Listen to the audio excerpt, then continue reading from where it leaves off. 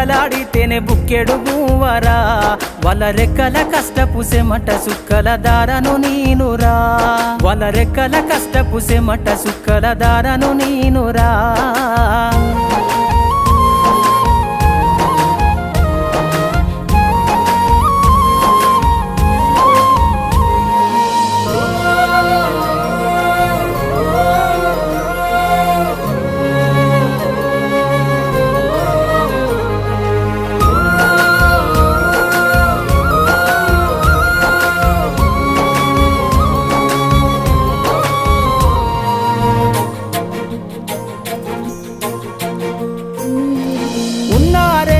ఎకరాలను కల్లా చూడలే